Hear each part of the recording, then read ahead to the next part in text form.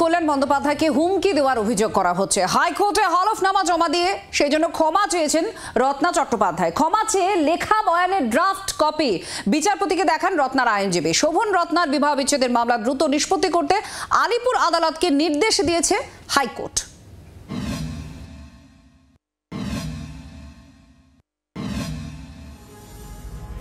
শোভন চট্টোপাধ্যায়ের স্ত্রী রত্না চট্টোপাধ্যায়ের বিরুদ্ধে তাকে হুমকি দেওয়ার অভিযোগ তুলেছিলেন আইনজীবী ও সাংসদ কল্যাণ বন্দ্যোপাধ্যায়।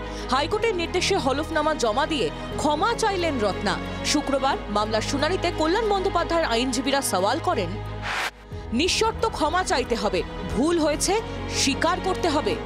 দুপুর 1টার মধ্যে রত্না চট্টোপাধ্যায়কে ক্ষমা চাইতে নির্দেশ দেন হাইকোর্টের বিচারপতি হিরণময় ভট্টাচার্য। দুপক্ষ লড়াই করতেই পারে, আইনজীবীকে কেন নিশানা, প্রশ্ন তোলেন বিচারপতি। এরপর ক্ষমা চেয়ে লেখা বয়ানের ড্রাফট কপি বিচারপতিকে দেখান রত্নার আইনজীবী। বিকেল 4টের মধ্যে হলফনামা জমা দেওয়ার নির্দেশ দেন বিচারপতি। নির্দেশ মতো হলফনামা জমা করেন রত্নার আইনজীবী।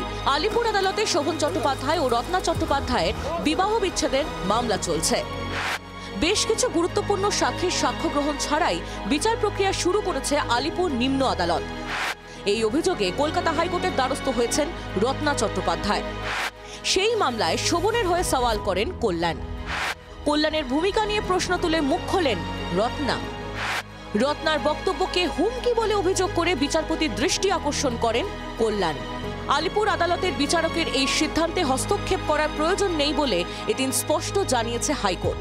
অযথা মামলা পিছনোর আবেদন গ্রহণ না করে দ্রুত নিষ্পত্তির জন্য আলিপুর আদালতের বিচারককে নির্দেশ দিয়েছেন বিচারপতি হিরণময় ভট্টাচার্য। অর্ণবাংশ নিয়োগীর রিপোর্ট, জি24 ঘন্টা। বাংলার আওয়াজ, বাঙালির আবেগ, জি24 ঘন্টা।